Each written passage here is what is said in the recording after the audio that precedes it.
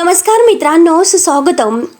ठरलं तर या मालिकेच्या आजच्या भागामध्ये अगदी मनपूर्वक मी तुमचं स्वागत करते. आजच्या भागामध्ये सायलीला आनंदीचा कॉल येतो आणि कॉल उचलून आता सायली म्हणते की आनंदी बोल ना. आनंदी म्हणते की हे बघ सायली, मला तुला काहीतरी सांगायचं आहे. त्यावरती आता अर्जुन आणि सायलीला तर धक्काच बसतो. सायली विचारते की आनंदी काय झालं, कशाबद्दल. तेवढ्यात आता आनंदी सायली ताईला सर्व काही घडलेला प्रकार सांगत असते. आता हे सर्व ऐकल्यानंतर सायली आणि अर्जुनला तर आनंदच होतो. अर्जुन म्हणतो की आनंदी, तू खूप मोठं काम केलेलं आहेस, परंतु आता ज्या एरियामध्ये तू आहे तर तेथे नक्की काय काय आहे ते सगळं तुम्हाला सांगू शकशील का. आता नक्की लोकेशन कुठे आहे हे माहिती करून घेण्यासाठी आनंदीच्या डोक्यामध्ये एक प्लॅन येतो. तेव्हा लगेच आता तिथून एक माणूस जात असतो आणि लगेच आनंदी त्याला विचारते की दादा, नक्की आपण आता कोणत्या एरियामध्ये आहेत, आपण सांगू शकताल का की इथे आसपास काय आहे. तेव्हा तो माणूस म्हणतो की येथे वृद्धाश्रम आहे. आणि हे ऐकल्यानंतर अर्जुन सायली ते ऐकतात. आनंदी त्यांना हे याच्याबद्दल सांगते. अर्जुन दादा, हे बघा, येथे कोणीतरी कुठलं तरी वृद्धाश्रम आहे. तो माणूस मात्र त्या दोघांना घेऊन तेथेच गेलेला आहे. हे ऐकल्यानंतर सायलीला आनंद होतो. आता आनंदीचं कौतुक करते. म्हणते की आनंदी, अगं, डोळे असणाऱ्या माणसाला सुद्धा हे जमलं नसतं, ते तू करून दाखवलंस. आम्ही विचारच करत होतो की प्रिया नक्की काय करत असेल, पण तू तर त्याचं उत्तरच आमच्या समोर आणून ठेवलं. अर्जुन म्हणतो की आनंदी, खरंच तुझी खूप मदत झाली ग. ते बघू आम्ही काय करायचं, पण खरंच थँक्यू सो मच. त्यावरती आनंदी म्हणते, बघा दादा आणि ताई, यात आता आभार मानण्यासारखं असं काही नाही, कारण प्रियाने खूप चुकीच्या गोष्टी आतापर्यंत केलेल्या आहेत. काही झालं तरी तिला अजिबात सोडू नका. त्यावरती सायली म्हणते की नाही सोडणार, आणि जे काही होईल ते आनंदी मी तुला कळवत राहील, फक्त तुझी काळजी घे. असे बोलून आता फोन कट केला जातो. तेव्हा आता आनंदी खुश होते. त्यानंतर अर्जुन सायलीला म्हणतो की सदा आणि मैना नक्की कोणत्या वृद्धाश्रमामध्ये आहेत हे आपल्याला लवकरात लवकर शोधून काढावं लागेल, तर ती प्रिया त्यांना मारून टाकेल. आणि तेवढ्यात विमलताई येतात आणि म्हणतात की सायली ताई, हे बघा, त्या प्रियाताई आहे ना, त्या बाहेर पडलेल्या आहेत. त्यावरती आता सायली म्हणते की ठीक आहे, जा तुम्ही. विमलताई बाहेर जातात. त्यानंतर आता सायली ही अर्जुनला सांगते, प्रिया मात्र सदा आणि मैना या दोघांना कुठे घेऊन जाऊ शकते, कोणत्या वृद्धाश्रमात जाऊ शकते हे मी माहिती करू शकते. म्हणून सायली आता लगेच आता नंदिनीला कॉल करते. नंदिनी सायलीचा कॉल पाहते आणि अरे, इतक्या दिवसातून सायलीने का कॉल केलं असेल म्हणून ती कॉल उचलते. तेव्हा आता नंदिनी म्हणते की सायलीचा कॉल, आणि बोल ना सायली, काय झालं. त्यावरती सायली म्हणते की अगं, हे बघ, मी बरी आहे आणि तुला यासाठी कॉल केला की तुझ्याकडे एक काम होतं, मला तुझी मदत हवी आहे, कारण तू आनंद आश्रमासाठी काम करतेस, मग त्यामुळे तू माझी मदत नक्की करू शकशील असे वाटले म्हणून मी तुला कॉल केला. त्यावरती नंदिनी म्हणते की अगं बोल ना, नक्की काय काम होतं. त्यानंतर सायली सांगायला सुरुवात करते की अगं, त्या प्रियाने सदा आणि मैना या दोघांना कोणत्या तरी आश्रमात नेऊन ठेवलेलं आहे, पण नक्की कोणत्या आश्रमात ठेवलं हेच माहिती नाही. आणि तेथे जाताना मात्र मोठी एक दगडी भिंत आहे, भाजीपाल्याचं दुकान आहे आणि वडापावचं सुद्धा दुकान आहे, आणि आसपास सुद्धा एक मंदिर आहे. नक्की आता कोणतं लोकेशन आहे तेच कळत नाही. त्यामुळे प्लीज तू नक्की हे करू शकते, प्लीज आमची मदत तू करू शकते का, नाहीतर ती प्रिया, सदा आणि मैना यांचं काय करेल सांगता येत नाही. त्यावरती आता हे ऐकून नंदिनीला खरंच फार वाईट वाटतं. नंदिनी म्हणते की मला हेच कळत नाही सायली, अगं, जगामध्ये इतकी क्रूर माणसं असं कसं असू शकतात. हे बघ, आता सुद्धा माझ्या एनजीओ मध्ये मी असेच केस हँडल करत आहे. एका मुलाने मात्र आता त्यांच्या आई वडिलांना स्लो पॉइझनिंग देऊन मात्र मारण्याचा प्रयत्न केलेला आहे. का की ते आता दोघेही आई वडील त्या मुलाला म्हटले की आम्हाला वृद्धाश्रमात राहायचं नाही, आम्हाला घरी घेऊन चाल, यासाठी मात्र त्याने लगेच त्यांना मारण्याचा प्रयत्न केला. एक मुलगा आपल्या जन्मदात्यांशी असं वागू शकतो तर प्रियाची काय कथा, कारण प्रिया तर कधी कुणाशी चांगलं वागलेलीच नाही. त्यावरती सायली म्हणते की हो ना, प्रिया खरंच खूप क्रूर आहे आणि नक्की तू आमची मदत कर त्या सदा आणि मैना यांना शोधण्यासाठी, नाहीतर त्यांच्या जीवाचा ती बळी घेऊ शकेल. त्यावरती नंदिनी म्हणते की सायली, हे पण काळजी करू नकोस, आता हे सगळं काही आहे ते मी हँडल करते. आता ह्या पनवेलमधील कोणताही वृद्धाश्रम असो, मला तो शोधण्यासाठी काही अडचण नाही येणार. मी नक्की प्रियाच्या अगोदर तेथे पोहोचू शकेल आणि तो वृद्धाश्रम आहे तर तो मी शोधू शकेल. त्यानंतर सायली म्हणते की ठीक आहे आणि फोन कट केला जातो. त्यानंतर आता इकडे हे सदा आणि मैना यांना ह्या वृद्धाश्रमात आणून ठेवलेलं असतं. मैना आता सदाला म्हणते की हो, हे बघा, तो माणूस तर मगाशी आपल्याला म्हणला होता की आपण इथे आल्यानंतर सायली आणि अर्जुनचा फोन त्यांना आपल्याला येईल म्हणून, फोन तर अजूनपर्यंत आलेला नाही. सदा म्हणतो की अगं येईल मैना, आपण थोडीशी वाट बघूया. तेवढ्यात एक आजीबाई त्यांच्या जवळ येते आणि सदा मैनाला म्हणते की थोड्याच वेळेत आता आश्रमाचे डॉक्टर येतील, तुमचे काही अगोदरचे गोळ्या औषध काही असेल तर तुम्ही प्लीज ते डॉक्टरांना दाखवू शकता. जर तुमच्या त्या गोळ्या वगैरे बदलायच्या असतील तर डॉक्टर सांगतीलच तुम्हाला. त्यावरती मैना म्हणते की अहो कशाला, आता आम्हाला काहीच झालेलं नाही ना, आणि यांना आता बरं वाटतं. यांना त्या दुसऱ्या डॉक्टरांनी गोळ्या औषध दिले होते, पण आता त्यांची तब्येत बरी आहे. मग कशासाठी? त्यावरती आजी म्हणते की अहो हे बघा, ह्या आश्रमाची आता पद्धतच ती आहे, नियमच ते आहेत. नवीन कोणी येथे आले की त्यांची पूर्णपणे बॉडी चेक होते. तेवढ्यात आता प्रिया आणि तिचा तो माणूस डॉक्टरांचा वेश घेऊन तेथे येतो. त्यांनी मात्र आता तोंडाला मास्क वगैरे घातलेला असतो. प्रिया नर्सचा वेश घेते आणि तो माणूस डॉक्टरांचा. तर आजीबाई म्हणतात की बघा, डॉक्टर तर आलेत. तेव्हा मैना त्यांना नमस्कार करते, परंतु आता हा माणूस प्रियाचा खूप घाबरलेला असतो. त्याला खूप घाम येत असतो. प्रिया त्याच्याकडे पाहते, तो रुमालने घाम पुसत असतो. प्रिया आता म्हणते की हे बघा, घाबरू नका, चेकअप करा. तो मात्र आता प्रियाचा माणूस डॉक्टरांच्या वेशात आता हा सदाला चेक करत असतो. परंतु मैना मात्र आता ह्या प्रियाकडे बघत असते. तिला काहीतरी थोडासा संशय येतो, परंतु पुन्हा प्रिया सावरून घेते आणि मैना आता डॉक्टरांकडे बघत असते. आणि तेव्हा डॉक्टर आता मैनाला चेक करायला घेतात. तो मैनाचं लक्ष सगळं काही प्रियाकडे असते. त्यांच्याकडे बघत आता मनात म्हणते की मैना होती आणि सदाशिव लोखंडे, तुमचे शेवटचे काही तास बाकी आहेत. त्यानंतर आता इकडे सायलीला खूप टेन्शन येते. ती एरिया झरे मारत असते आणि अर्जुनला विचारते की अहो, नंदिनी आश्रमामध्ये पोहोचली असेल ना? सदा आणि मैना तर वेळेत सापडायला हवे. माझी पूर्ण खात्री आहे की प्रिया नक्की त्या विषयाचा प्रयोग आता यांच्यावर करणार म्हणजे करणारच. त्यावरती अर्जुन म्हणतो की हो ना, जर आता ते इंजेक्शन ह्या दोघांना दिले तर मात्र खूप मोठा प्रॉब्लेम होऊन बसेल. त्यावरती सायलीला काही राहत नसतं. ती लगेच नंदिनीला फोन करते. नंदिनी आता निघालेलीच असते. तेव्हा आता नंदिनी फोन उचलते आणि बोल ना सायली. तेव्हा सायली म्हणते की अगं, तो आश्रम तुला सापडला का? त्यावरती नंदिनी म्हणते की अगं हे बघ, मी पोहोचतेच, तिथेच मी जायला निघालेली आहे. पोहोचल्यानंतर मी तुला फोन करणारच होते. त्यावरती सायली म्हणते की पोहोचल्यानंतर कळव. काही झाले तरी प्रिया त्यांच्यापर्यंत पोहोचायला नको.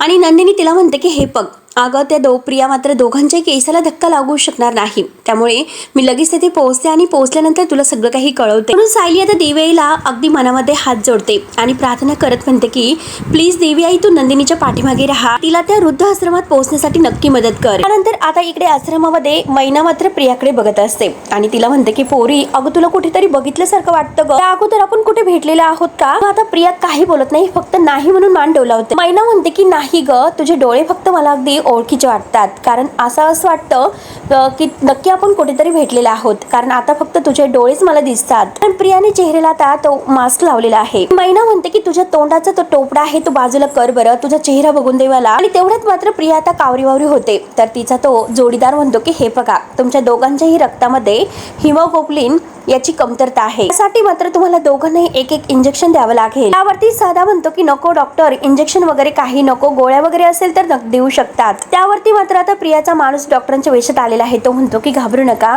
या इंजेक्शनमुळे तुम्हाला बरं वाटेल. त्यावरती मैना म्हणते की अहो, आम्हाला काही झालेलं नाही, कशाला इंजेक्शन वगैरे देतात? त्यावेळेस तो माणूस म्हणतो की हे बघा, तुम्हाला हळूहळू अगोदर त्रास होईल, परंतु नंतर बरं वाटेल. मैनावती म्हणते की ठीक आहे, आम्ही इंजेक्शन घेतोय, परंतु आता ही मुलगी कुठेतरी काम करते आणि मी तिला कुठेतरी बघितलेले आहे, नक्की माझ्या ओळखीची वाटते. तोपर्यंत आता प्रिया काहीच बोलत नाही. इंजेक्शन वगैरे तिने भरवलेलं असतं. प्रिया मात्र आता मनात म्हणते की ही इंजेक्शन तिला लगेच द्यावं लागेल, नाहीतर ही जास्त शहाणपणा करेल. प्रिया आता इंजेक्शन देण्याची सर्व तयारी करते. तर नंदिनी इकडे गाडीतून येत असते आणि त्या ड्रायव्हरला म्हणते की दादा प्लीज लवकरात लवकर चला, प्लीज जरा गाडीचा वेग वाढवा, कारण कुणाच्या तरी जीवन मरणाचा प्रश्न आहे. त्यानंतर इकडे सायली आणि अर्जुनला तर फार टेन्शन येतं आणि सायली म्हणते की नंदिनी म्हणाली होती की ती आश्रमात पोहोचतेच, आतापर्यंत ती तेथे पोहोचली सुद्धा असेल, तरी सुद्धा नंदिनीचा फोन अजून का आला नसेल, म्हणून सायलीला खूपच काळजी वाटते. त्यावरती आता अर्जुन म्हणतो की हे फक्त नक्की आता सदा आणि मैनाशी बोलत असेल, या अर्थी मात्र आता ते दोघंही सुखरूप आहे. त्यावरती सायली म्हणते की अहो अर्जुन सर, पण मला चैन पडत नाही, मी कॉल करते. त्यावरती अर्जुन म्हणतो की नाही, हे बघ, आपण तिच्यावर खूप महत्वाची जबाबदारी सोपवलेली आहे, वारंवार मात्र डिस्टर्ब करून तिला काही होणार नाही, त्यामुळे थोडीशी तरी आपण वाट बघूयात. आणि तेवढ्यात मात्र आता मैनाला इंजेक्शन द्यायला सुरुवात होते.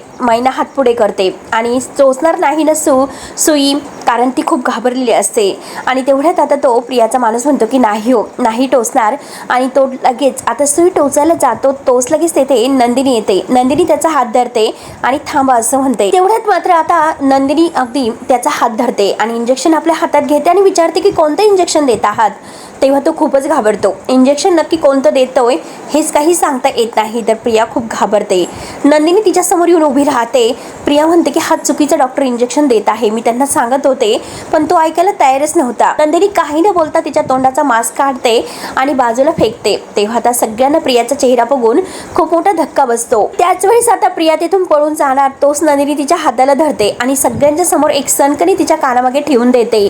तेव्हा सदा आणि मैना खूप घाबरलेले असतात, कारण प्रिया आज मात्र तेथे त्यांना मारायला आलेली असते हे त्यांना समजते. आपल्याच आई वडिलांचा जीव घ्यायला आलेली असते. आता प्रियाला बघून मात्र मैना म्हणते की बबले तू. नंदिनी मात्र आता ती औषधाची म्हणजे त्या विषाची बॉटल दाखवते आणि म्हणते की बघा सगळ्यांनी, हे आता औषध नाही तर विष आहे, विष. पॉयझनिंगचं हे विष आहे. तर काही आता तुमच्या शरीरात हे काही थोडंसं जरी गेलं असतं तर काही तासातच तुमचा मृत्यू झाला असता.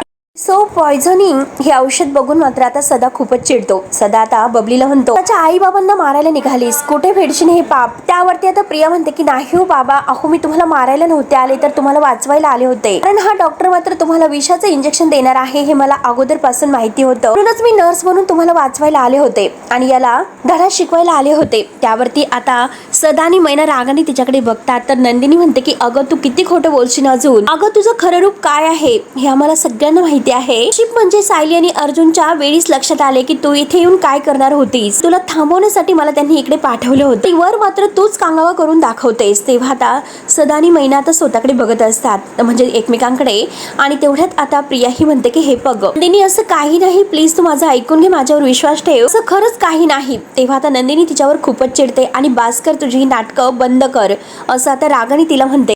बोलण्याचा प्रयत्न करू नकोस, आता मी पोलिसांना सांगूनच ठेवले होते, कुठल्याही क्षणी मात्र पोलीस आता इथे येतीलच. प्रिया आणखीनच घाबरते आणि म्हणते की अगं पोलिसांना बोलवणं इतकं काहीच झालेलं नाही, तू कशाला पोलिसांना बोलावलं, तर मात्र तू ह्या खोट्या डॉक्टरांना त्यांच्याकडे दे. बघ अगं मी नर्सच्या वेशात आले होते पण माझा हेतू वाईट नव्हता. आता प्रियाचा माणूस खूपच घाबरतो आणि तो हात जोडतो आणि मी काही केलेले नाही असं म्हणतो. प्रिया त्याच्यावर ओरडते की गप्प बस म्हणून. वरती नंदिनी म्हणते की अगं हे बघ प्रिया, तू शॉट जरी घेतला तरी सुद्धा तुझा हेतू चांगला असू शकत नाही. दोघांचा मात्र तुझ्या मार्गामध्ये अडथळा येतोय म्हणून तू त्यांना दूर करायला निघाली. अगं हे तुझे आई वडील आहेत आणि याचा तरी तू विचार करायला हवा होता की कशी क्रूर आहे तू. आणि तेवढ्यात मात्र आता मैनाला खूपच राग येतो. मैना धावतच येते आणि गप्प बस म्हणून आता ह्या प्रियाच्या सनकने एक कानामागे देते. रागाने म्हणते की माझ्यासारखी कमनवशिबी बाई मी आहे की तुझ्यासारख्या राक्षसीला मी जन्म दिला. आणि मित्रांनो त्या क्षणी तेथे पोलीस येतात. इन्स्पेक्टर साहेबांना बघून तर आता प्रियाची बत्ती गुल होते, ती खूप घाबरते. नंदिनी म्हणते की बरं झालं इन्स्पेक्टर साहेब तुम्ही आत्ताच आलात, प्रियाला मात्र ताबडतोब अटक करा. तेव्हा आता प्रिया नाही नाही करत असते. नंदिनी म्हणते की स्वतःच्या आई वडिलांचा खून करण्याचाही प्रयत्न करत होती. तेवढ्यात इन्स्पेक्टर साहेब आता आपल्या लेडीज कॉन्स्टेबलला प्रियाला पकडायला सांगतात आणि प्रिया नंदिनीला म्हणतात की हे बघा आता 6 वाजून गेलेले आहे त्यामुळे आम्ही त्यांना अटक नाही करू शकत, कुणाची तरी परवानगी घ्यावी लागेल असे सांगितले जाते. आणि तेवढ्यात आता नंदिनी म्हणते की 1 मिनिट आणि ती अर्जुन सरांना फोन करते. अर्जुन म्हणतो की सायली हे बघ फोन आलेला आहे. अर्जुन म्हणतो की बोल ना नंदिनी, तो त्याने फोन स्पीकरवर टाकलेला असतो. नंदिनी म्हणते की हे बघ अर्जुन, मी प्रियाला तर वेळेत थांबवलं. इन्स्पेक्टर साहेब असं म्हणतात की आता 6 वाजून गेलेले आहेत, प्रियाला अटक नाही करता येणार, मॅजिस्ट्रेटची परवानगी लागेल बहुतेक म्हणतात. त्यावरती अर्जुन म्हणतो की 1 मिनिट मी 5 मिनिटात तुला फोन करतो. तर नंदिनी फोन ठेवते. तेव्हा अर्जुन मात्र लगेच आता त्या साहेबांना फोन करतो आणि विचारतो की हे बघा मला एका मुलीला अटक करायची आहे, त्यासाठी मला तुमच्या परवानगीची गरज आहे, मला मदत हवी आहे. त्यावरती मात्र आता ते म्हणतात की हे बघा मी माझ्या मुलीच्याच लग्न आहे. तेव्हा आता अर्जुन म्हणतो की सॉरी, कारण मला माहिती नव्हतं की तुमच्या मुलीचं लग्न आहे म्हणून. तेव्हा आता अर्जुनचा फोन नंदिनीला येतो. नंदिनीने फोन स्पीकरवर टाकलेला आहे असे ती अर्जुनला सांगते. त्यावरती अर्जुन म्हणतो की हे फक्त साहेबांशी आत्ताच माझं बोलणं झालं, कारण आता अरेस्ट साठी परवानगी नाही, याला 2 दिवसासाठी नंतर ताब्यामध्ये घेण्यात येईल. त्यावरती नंदिनी म्हणते की हो पण आपण ह्या परिस्थितीत आता सध्या काय करायला हवं बरं. त्यावरती अर्जुन म्हणतो की आता तू इन्स्पेक्टर साहेबांना हे सांग, कारण 2 कॉन्स्टेबलला मात्र सदा आणि महिन्यासाठी 2 दिवसासाठी त्यांच्या सोबतच असायला हवेत, एकटं अजिबात सोडायचं नाही. आणि प्रियावरती लक्ष ठेवायला सांगा की प्रिया कुठेही जात असो त्यावर लक्ष ठेवायलाच हवे, ती कुठेही जायलाच नकोय. त्यावरती सायली आता नंदिनीला म्हणते की नंदिनी खरंच खूपच थँक्यू, कारण तुझी आम्हाला खूप मदत झाली, तुझ्यावर मात्र आम्ही विश्वास टाकला आणि शेवटी तू ते काम पूर्ण केलंस. त्यावरती नंदिनी म्हणते की अगं सायली आतापर्यंत मी खूप काही असा पॉयझनिंगच्या केसेस बघितलेल्या आहे, परंतु प्रिया सगळ्यांपेक्षा वरचढ आहे, खूपच जास्त तिने आपल्या आईबाबांना मारण्याचा प्रयत्न केलेला आहे. आता सदा हात जोडतो, रडतच म्हणतो की खरंच नंदिनी मॅडम तुम्ही आमचा जीव वाचवला, तुमचा आभार कसे मानायचे तेच काही कळत नाही. तिने सुद्धा तर रडतच नंदिनी समोर हात जोडते. आता अर्जुनचे सुद्धा आभार मानले जातात. अर्जुनला म्हणतात की खरंच तुम्ही अगदी आमच्यासाठी धावून येतात, आमचा जीव वाचवला. त्यावरती अर्जुन म्हणतो की हे बघा तुम्हाला काही होणार नाही, तुम्ही काही काळजी करू नका, तुमच्यासोबत पाठवलेल्या कॉन्स्टेबल सोबत तुम्ही परत जाऊ शकतात. आता सदा म्हणतो की हो चालेल. दोघांनाही आनंद होतो. प्रियाचा मात्र इतका जळफळाट होत असतो. सदा आणि मैना आपलं सामान घेतात आणि प्रियाला अगदी हात वगैरे जोडून ते तिथून आता कॉन्स्टेबल सोबत निघून जातात. त्यानंतर मात्र नंदिनी ही इन्स्पेक्टर साहेबांना म्हणते की तुम्ही प्लीज प्रियावर कडक नजर ठेवा, नाही तर आतापर्यंतची सगळी मेहनत आमची वाया जाईल. इन्स्पेक्टर साहेब म्हणतात की ती कुठेही जाऊ शकणार नाही. तेव्हा प्रियाला खूपच राग येतो. प्रिया नंदिनीला म्हणते की खरंच तू खूप चुकीचं करत आहे. काही केलेलं नसताना मात्र तू पोलिसांना का बोलवलंस? नंदिनी म्हणते की अगं काही केलेलं नाही असं म्हणतेस. अगं तुझ्या गुन्ह्यांची जर यादी वाचली ना तर दिवस सुद्धा अपुरा पडेल. आई वडील हे देवाच्या जागे असतात, त्यांच्यामुळे आपल्याला आपल्या आयुष्याची देणगी मिळालेली असते. तू मात्र त्यांच्या जीवावर उठलीस का? तेवढ्यात नंदिनीच्या मोबाईलवर आनंदीचा कॉल येतो. तेव्हा आता नंदिनी कॉल उचलते आणि बोल ना आनंदी. तेव्हा आनंदी म्हणते की अगं हे बघ, आत्ताच मला सायली ताईंनी असं सांगितले की त्या प्रियाने मात्र सदा आणि मैना यांचा जीव घेण्याचा प्रयत्न केला. तर हे ऐकूनच अगदी कसतरी होतं. स्वतःच्या आई बाबांच्या जीवावर उठणाऱ्या मुलीला मात्र अजिबात सोडू नकोस. माझ्या वतीने सुद्धा तिला एक जोरदार कानामागे मार. आणि ह्या असल्याच मुली मात्र कोणत्याही आई बाबाच्या पोटाला जन्माला येऊ नये. आता नंदिनी म्हणते की हो, तुझ्या वतीने मात्र मी ती प्रियाच्या आणखीन एक थोबाडीत मारण्याचे काम आनंदाने करेल. नंदिनी मात्र सनकने तर प्रियाच्या आणखीन एक थोबाडी देते. प्रियाला म्हणते की ही आनंदीकडून. प्रिया रागाने बघत असते. नंतर इन्स्पेक्टर साहेब सुद्धा तिला धमकावतात की तुला जरीही अटक झाली नसेल तरी सुद्धा मात्र तुला आम्ही नाही सोडणार. नंतर नंदिनी म्हणते की अगं प्रिया, तुझ्या पापाचा घडा भरत आलेला आहे, त्यात म्हणजे मला खारीचा वाटा उचलता आला, यात मला खरंच खूप आनंद वाटतो. त्यानंतर मात्र आता पोलीस हे प्रियाला घेऊन आता सुभेदारांच्या घरात येतात. तेव्हा आता सगळ्यांच्या समोर प्रियाला उभं केलं जातं. सगळेजण मात्र प्रियाला बोलत असतात. अश्विन आणि सगळेजण रागाने पाहत असतात. प्रताप म्हणतो की हे बघ, तू तर आता या सुभेदारांच्या घराला लागलेली एक कलंक आहेस. आतापर्यंत सुभेदारांच्या घरामध्ये जे काही घडलेलं आहे हे सगळ्याला जबाबदार तू आहेस. कल्पना सुद्धा आता प्रियावर खूपच रागावते. अश्विन तर इतका चिडलेला असतो आणि तो म्हणतो की तिला परत येथे का घेऊन आलात तुम्ही? मात्र तिकडूनच पोलीस स्टेशनला घेऊन जायला हवं होतं. का परत तिला माझ्या डोळ्यासमोर आणतात? म्हणून आता अश्विन खूपच भडकलेला असतो. त्यावरती अर्जुन म्हणतो की हिला मात्र आता आज जेलमध्ये नाही पाठवता येणार, परंतु उद्या मात्र ही नक्की जेलमध्ये जाणार. वरती अस्मिता म्हणते की हिच्यामुळे आम्हाला आतापर्यंत जो मनस्ताप भोगावा लागलेला आहे त्याची परतफेड ही जेलमध्ये जरी गेली तरी नाही होऊ शकत. जरीही जन्मठेपेची शिक्षा झाली तरी सुद्धा तिच्यासाठी ती कमीच असेल. तेव्हा आता प्रिया रडण्याचं नाटक करते, हात जोडण्याचं नाटक करते. प्लीज मला म्हणजे माझ्याकडून चूक झाली, मी मान्य करते, पण मला जेलमध्ये पाठवू नका, मला शिक्षा देऊ नका. खूपच आता विनवण्या करत आहे. त्यावरती सायली म्हणते की अगं हे बघ, आता गयावया करून काय होईल? कोणीही मात्र तुझ्या पाठीशी नाही उभं राहणार. प्रिया, अगं तुझ्या पापाचा घडा काठोकाठ भरलेला आहे. आता अर्जुन म्हणतो की तुझ्या फक्त एका गुन्ह्यासाठी नाही तर तुला सगळ्या गुन्ह्यासाठी शिक्षा मिळणार आहे. आता प्रिया म्हणते की हे बघा, मी तुमच्या पाया पडते आणि काय करू असं मी की तुम्ही मला माफ करताल? लोटांगण घालू का तुमच्या समोर? त्यातील व्यक्ती जर चुकली तर कोणी असं तिला पोलिसांच्या ताब्यात देतं का? त्यानंतर सायली तर म्हणते की प्रिया, आता खूप उशीर झालेला आहे. वेळोवेळी मी तुला हे सांगत होते की प्रिया सुधर, तुझं वागणं सुधर, ऐकायला तयारच नव्हती. त्यातील चांगुलपणाचा लोकांचा तू फायदा घेतला, अगदी शेवटपर्यंत त्यांना त्रास देत राहिली आणि शेवटपर्यंत. आणि आता तर तुझा शेवटच झालेला आहे आणि पोलीस रात्रभर तुझ्या तैनातीत आता इथेच राहतील. उद्या तुला ते अटक करतील. हे सर्व ऐकून प्रिया तर आणखीन शॉक होते. त्यानंतर अर्जुन आता इन्स्पेक्टर साहेबांना म्हणतो की तिच्यावर लक्ष ठेवा, कारण या घरातील तिची आता शेवटची रात्र आहे. त्यानंतर आता इकडे संतोषला मात्र सगळं काही आठवते. आता अर्जुन आणि चैतन्यने मात्र बायकोचा व्हिडिओ कॉल आहे ते आता बायकोने काय बोलून दाखवलेलं असतं, यामुळे तो सारखा विचार करतोय.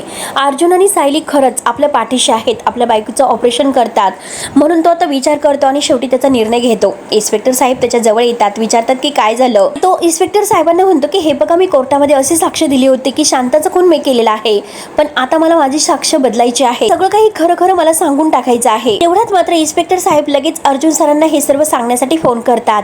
त्यानंतर आता ही प्रिया इकडे स्टोरूम मध्ये रडत असते. सगळ्या ठिकाणी कशी पकडली गेली असेल म्हणून तिला आता प्रत्येक क्षण आठवतो. कृष्णाने सुद्धा मला पकडलं, तिकडे नंदिनी सुद्धा मला पकडलं, तेथे आश्रमामध्ये घडलेला प्रकार तिला आठवतो. ती रडत असते. सायली सुद्धा म्हणलेली असते की आता रात्रभर हे पोलीस तुझ्या तैनातीत असतील, तुझा आता शेवट झालेला आहे आणि तुला आता शेवट शिक्षा होणार म्हणजे होणार. या सगळ्याच्या विचाराने मात्र तिला खूप टेन्शन येते. सारखं तो आवाज तिच्या कानामध्ये घुमत असतो सायलीचा. ती आता रडतच खूप घाबरत म्हणते की मी जेलमध्ये नाही जाणार आणि शिक्षा नाही भोगणार.